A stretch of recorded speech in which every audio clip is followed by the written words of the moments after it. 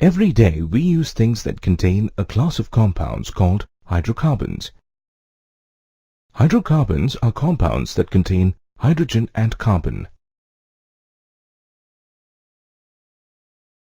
This lesson is about the versatile nature of carbon and the classification of hydrocarbons. At the end of this lesson, you will be able to explain the vital force theory and its criticism, explain the versatile nature of carbon, define catenation, explain the tetravalent nature of carbon, define and classify hydrocarbons, and explain the homologous series. In the earlier days, based on the source, the compounds of carbon were classified into organic and inorganic compounds. In those days, scientists believed that organic compounds could only be produced by living organisms. They believed that organic compounds were produced under the influence of a vital force and could not be synthesized in the laboratory. This belief was shattered when Friedrich Wöhler, a German chemist in the year 1828, prepared urea from ammonium cyanate, which is an inorganic compound, without the aid of any type of force such as vital force. Today, over 10 million organic compounds are known, and this number is constantly increasing. This number is far more than the total number of compounds of all other elements put together. The existence of such a large number of organic compounds is due to the unique properties of carbon. The unique properties of carbon are tetravalency, catenation, and formation of multiple bonds. Let's focus on the first unique property of carbon. In order to complete its octet, carbon shares 4 electrons with other atoms, forming 4 covalent bonds. This is known as tetravalency in carbon. The next property is catenation, which is the phenomenon of self-linkage among identical atoms to form a long chain of molecules. Carbon exhibits maximum catenation when compared to elements like sulfur and silicon due to strong carbon-carbon bonds and tetravalency. Due to this catenation, carbon atoms can form various types of straight chains, branched chains, and ring structures, thus giving rise to a large number of compounds. For example, N-butane is a straight chain compound, 2-methylbutane is a branched chain compound, and cyclobutane is a cyclic compound. The last unique property is the formation of multiple bonds. Carbon atoms are capable of forming multiple bonds with other carbon atoms. The compounds of carbon, which are linked by only single bonds between the carbon atoms, are called saturated compounds.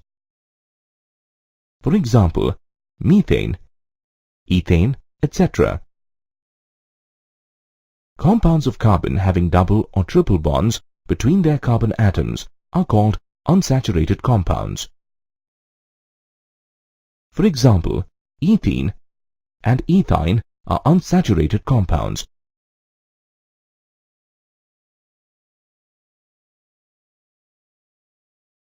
Based on the structure of the carbon chain, hydrocarbons are broadly divided into 2 groups: open-chain hydrocarbons and cyclic or closed-chain hydrocarbons. Open-chain hydrocarbons contain carbon-carbon straight chains. They are further classified into 2 types: saturated hydrocarbons and unsaturated hydrocarbons. Saturated hydrocarbons are straight-chain compounds containing only single covalent bonds. These saturated hydrocarbons are also known as alkanes. Methane and ethane are examples of alkanes. Unsaturated hydrocarbons are the straight-chain compounds containing double or triple covalent bonds. Hydrocarbons with a double bond between carbon atoms are known as alkenes. For example, ethene. Similarly, hydrocarbons with triple bonds between carbon atoms are known as alkynes. For example, ethyne. The compounds of carbon which contain a closed ring of carbon atoms are regarded as cyclic hydrocarbons. They are of two types, alicyclic and aromatic. Alicyclic hydrocarbons are a category of carbon compounds which are in the form of a carbon cycle and contain 3 or more carbon atoms, thereby behaving like open-chain saturated hydrocarbons. For example, cyclopropane, cyclobutane, etc.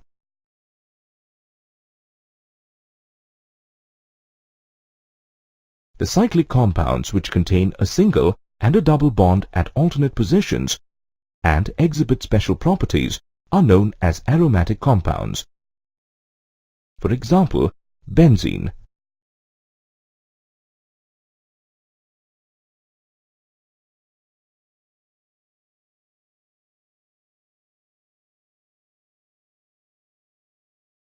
Carbon compounds are categorized into various groups based on their functional groups. Carbon combines with many other atoms like nitrogen, oxygen, sulfur, and halogens, in addition to hydrogen. These carbons, which are bonded to heteroatoms, exhibit characteristic properties. Such a carbon atom together with heteroatoms is referred as a functional group. These functional groups impart characteristic properties to the molecule. When carbon compounds with similar functional groups were arranged according to the ascending order of the molecular weights, the difference between any two consecutive members of the series were found to be the CH2 group, and such a series is identified as homologous series. Let's consider the family of alcohols. The functional group in alcohols is OH. Methanol with a molecular formula CH3OH. Ethanol with a molecular formula CH3CH2OH. And propanol with a molecular formula CH3CH2CH2OH. We observe that the difference between methanol and ethanol and the difference between ethanol and propanol is by a CH2 group. Let's now analyze the characteristics of a homologous series. A general formula is used to represent a homologous series.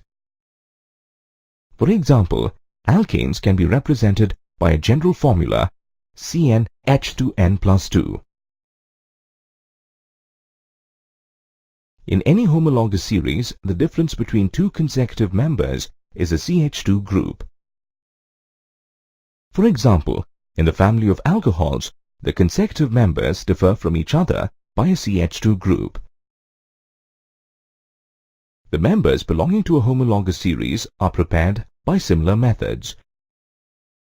For example, methanol and ethanol can be prepared by the hydrolysis of methyl chloride and ethyl chloride with aqueous potassium hydroxide. A gradation in physical properties is seen as the molecular mass increases in any homologous series. For example, methane, ethane, propane, and butane exist as gases. Alkanes from pentane to dodecane exist as liquids, and higher alkanes exist as solids. So, with an increase in the molecular mass, there is a gradation of physical properties.